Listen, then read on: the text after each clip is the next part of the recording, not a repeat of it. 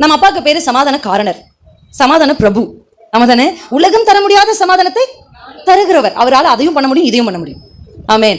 இந்த உலகத்திலேயே ஆண்டவர் முதல்ல செய்த வேலை சிருஷ்டிப்பு. ஆமாதானங்க? ரைட் வரோம். இரண்டாவது அவர் என்ன செஞ்சார் தெரியுமா? பிரிக்கிறார். கரெக்டா இல்லையா? ஆண்டவர் என்ன பண்றாரு? வெளிச்சம் உண்டாக கடவுது உண்டாக்கிட்டாரா?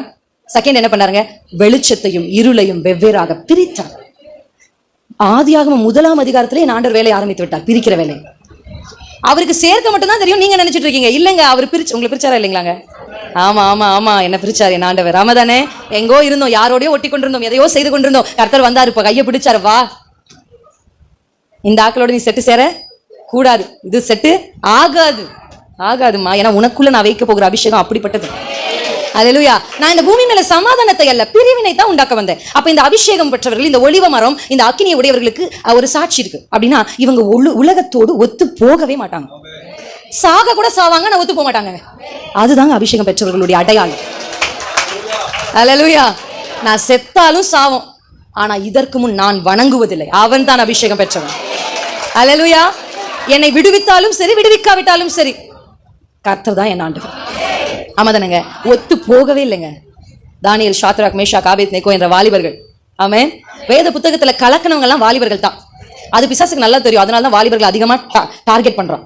ஆமென். அந்த வாலிபர்கள் ஒத்து போவே இல்லை. எல்லாரும் சாப்பிடுறாங்கல்ல, சாப்பிட வேண்டியது தானே. அதுல என்ன இருக்கு? ஆண்டவர் என்ன உள்ள போறதெல்லாம் ஒன்னும் தீட்டுப்படுத்தாதுன்னு சொல்லியிருக்காரு. அதனால படைச்சதுன்னா என்ன, கிடைச்சதுன்னா என்ன, சாப்பிட்டுப்போம். இந்த ஸ்வீட் அப்புறம் நமக்கு கிடைக்குமா? காசு கொடுத்து இந்த ஸ்வீட் நம்மளால வாங்க முடியுமா? கொடுக்குறாங்கல்ல, அன்பா கொடுக்குறாங்க, அன்பு தானங்க அப்படின்னு சொல்லி அன்புக்காக என்ன பண்றது? காம்ப்ரமைஸ். நமக்கு நான் நினைப்பேன், நிறைய கிறிஸ்தவர்களுக்கு இயேசுவை விட நேசிக்கிறதா நினைப்பு. ஆமென். அன்பு தானங்க, அன்புக்காக நம்ம போய் அவங்க நானும் கும்பிடுறது இல்லை, சும்மா கூட தான் என்ன, சும்மா கொடுத்தாங்க, சாப்பிட்டேன். அன்றைக்கு தானியேல், ஷாத்ராக், மேஷாக், ஆபேத்நேகோ என்ன முடிவெடுத்தார்கள்? சாப்பிட மாட்டோம் முடிவெடுத்தாங்களா இல்லையாங்க? கர்த்தர் அவர்களை 10 மடங்கு சாமர்த்தியசாலிகளாய் மாற்றினார். உங்க பிள்ளைங்க சாமர்த்தியமா இருக்கணும். என் பிள்ளை மற்ற பிள்ளைங்களோட வித்தியாசமா இருக்கணும். இயேசு நேசிக்கிறல, இயேசுக்காக வைராக்கியமா இருக்கல, என் பிள்ளை அப்படி இருக்கணும் இப்படி இருக்கணும் நீங்க நினைக்கிறீங்களா? அப்ப நீங்க முதல்ல பிரிந்து வாங்க அதை விட்டு. அல்லேலூயா. ஆசை இருக்குங்க, அர்ப்பணம் இல்லை நம்ம கிட்ட.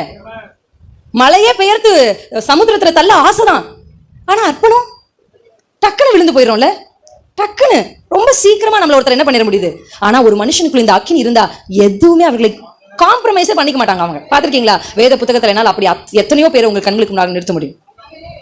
நான் ஒத்த ஆளா இருந்தாலும் பரவாயில்ல, நீங்க 100கணக்கான தீர்க்கதரிசிகளா இருந்தாலும் பரவாயில்ல, என் கூட தான் இயேசு இருக்கிறார்.